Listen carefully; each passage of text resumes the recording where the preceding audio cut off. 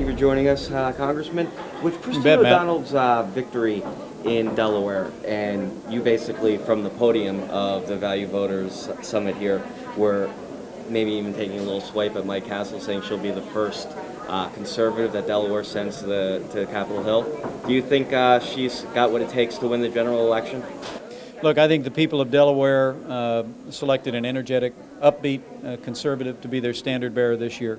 And whether it's Delaware, Nevada, Alaska, or Florida, I think we're in a time when the American people are really looking for men and women of conviction, character, who are willing to bring real common sense and common values into the nation's capital and mean it. 31 Democrats have broken ranks with President Obama on the Bush tax cut extensions, and Leader Boehner yesterday was saying that we should be having an up or down vote right away. How do you see this all turning out? Is everyone going to enjoy these tax cuts in the future, or just the middle class? Well, look, we're encouraged by the movement among some Democrats in the House and the Senate to preserve all of the current tax relief on the books, but this isn't over yet. Look, higher taxes will not get people hired.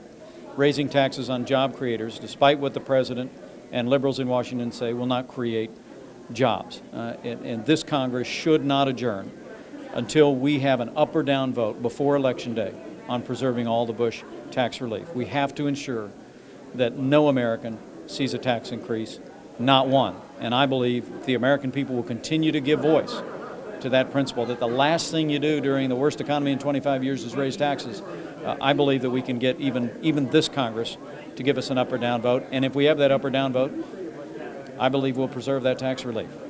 What do you think needs to be done to get the economy jump-started and get job creation going if it's not being done already? Yeah, Matt, it's the right question. I'm always very quick to say to people, if the current tax relief on the books was enough to get the economy moving again, the economy would be moving.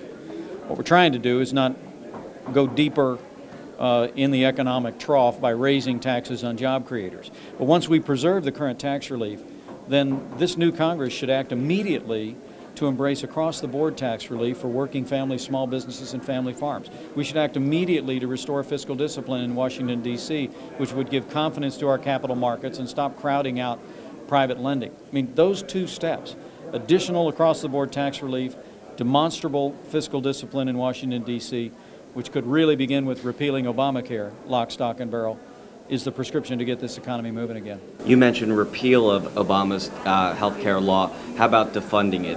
Are you trying to attack it on both fronts as well as legally? Many states are suing. Look, the American people are going to speak on November the 2nd. If House Republicans are given the opportunity to lead or not, I assure you, House Republicans will not rest until we repeal Obamacare, lock, stock, and barrel.